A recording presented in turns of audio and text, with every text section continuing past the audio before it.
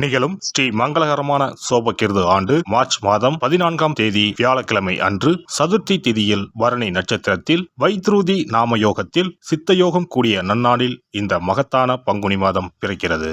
பிறக்கும் இந்த பங்குனி மாதத்தின் கிரக நிலைகளை பார்க்கும்போது மேசத்தில் குரு பகவானுடன் இணைகிறார் சந்திர பகவான். கன்னி ராசியில் கேது பகவானும் மகர ராசியில் செவ்வாய் பகவானும் உள்ளனர். சூரிய பகவான் புதன் பகவான் ராகு பகவான் மீன ராசியில் சஞ்சாரம் செய்கின்றனர். கும்பராசியில் சனி பகவானுடன் சுக்கிரன் உள்ளார். இம்மாத கிரக பெயர்ச்சி என எடுத்துக்கொண்டால் செவ்வாய் பகவான் மகரத்தில் இருந்து கும்பராசிக்கு பெயர்ச்சி அடைகிறார். சுக்கிர பகவான் கும்பத்தில் இருந்து மீனராசிக்கு பெயர்ச்சி அடைகிறார். சந்திர பகவானை பொறுத்தவரை மேசத்தில் ஆரம்பித்து 2.25 நாட்கள் வீதம் 12 ராசிகளை கடந்து ரிஷபத்தில் அமர்ந்து பலன்களை தரப்போகிறார். இம்மாத சிறப்பாக குரு பகவான் நீச நிலையில் இருந்து வக்ர நிலைக்கு மாறுகிறார். இதன் காரணமாக உச்ச பலன்களை அள்ளித் தரப்போகிறார் குரு பகவான். இந்த கிரக அமைப்பினால் உங்கள் வாழ்வில் ஏற்படக்கூடிய சுப மற்றும் அசுப பலன்கள் என்ன என்பதனையும், அசுப பலன் ஏற்படுமாயின் ராசிக்காரர்கள் செய்ய வேண்டிய பரிகாரம் என்ன, வழிபட வேண்டிய தெய்வம், வழிபடும் முறை என்ன என்பதனை பற்றி விரிவாக காண்போம்.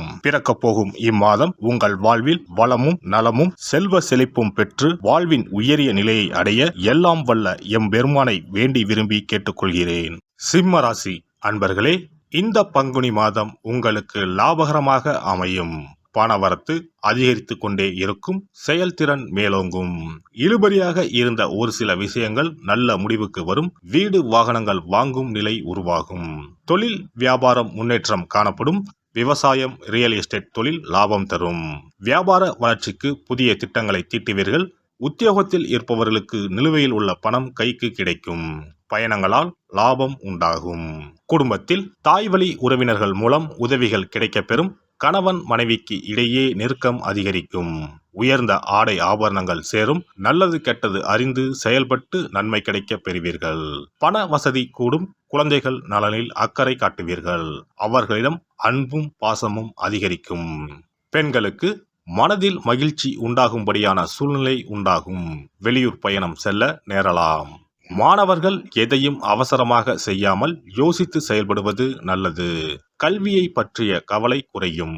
கலைத்துறையினருக்கு அனைத்து வகையிலும் நன்மைகள் கிடைக்கும். நீண்ட நாட்களாக இருந்து வந்த சுணக்க நிலை மாறும். வீண் வாக்குவாதங்களை தவிர்ப்பதும் நன்மை தரும். அரசியல் துறையினருக்கு எடுக்கக்கூடிய ஒப்பந்தங்களை நன்றாக ஆராய்ந்து முடிவுக்கு வர வேண்டும்.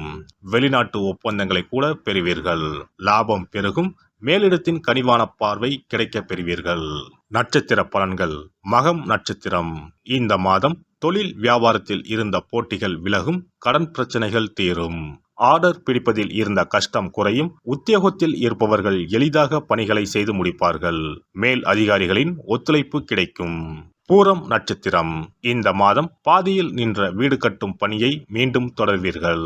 சிலர் புதிய வீட்டிற்கு குடிபுகுவார்கள். கணவன் மனைவிக்கு இடையில் திடீரென கருத்து வேற்றுமை உண்டாகலாம். பிள்ளைகள் கல்வியில் முன்னேற்றம் அடைய தேவையான உதவிகளை செய்வீர்கள். உத்திரம் 1ஆம் பாதம். இந்த மாதம் மற்றவர்களிடம் கவனமாக பேசுவது கருத்து வேற்றுமை வராமல் தடுக்கும்.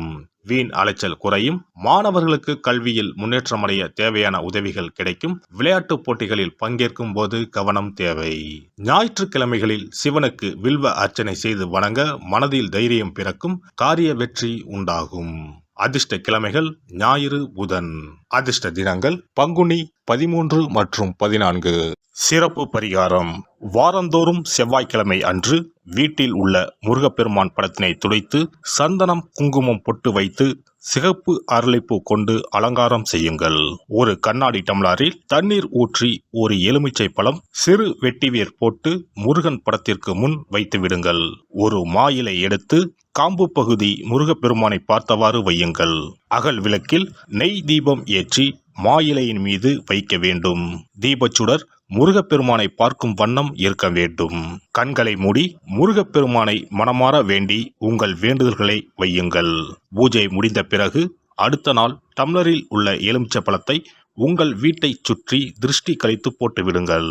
6 வாரங்கள் வரை இந்த வெட்டிவேரை மாற்ற தேவையில்லை.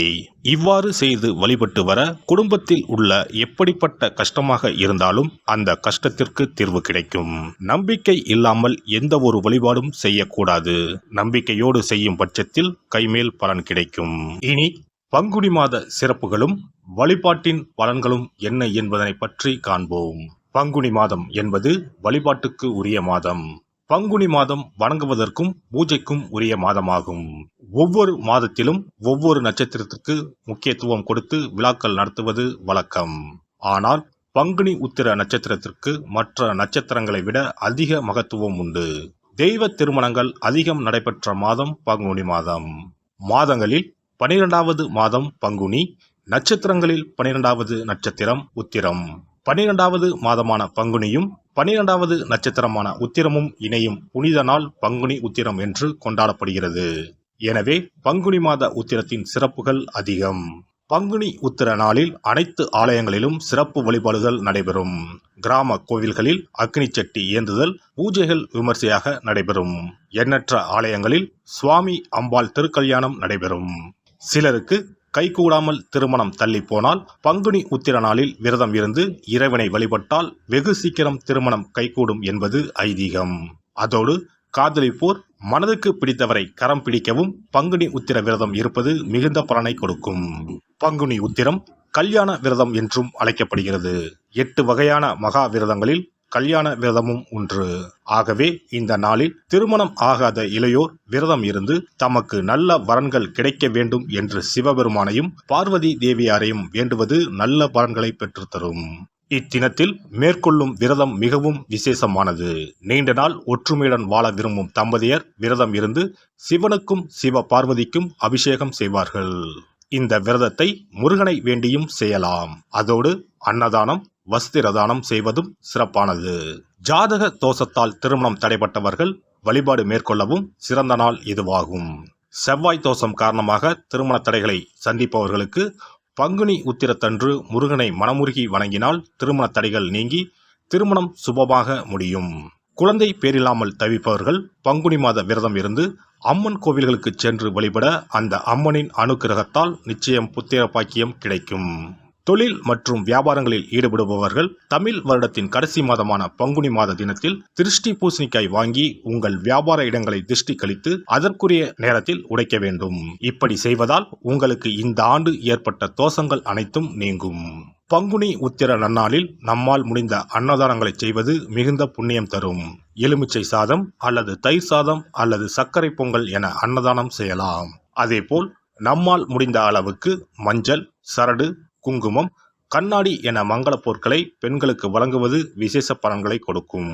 முருகப்பெருமான் நமக்கு இதுவரை இருந்த காரிய தடைகள் அனைத்தையும் களைந்து நமக்கு நல்வழி காட்டி அருளுவார். பங்குனி மாதத்தில் அனைத்து நாட்களிலும் கோவிலுக்கு சென்று வருவது மிக்க பலனை தரும்.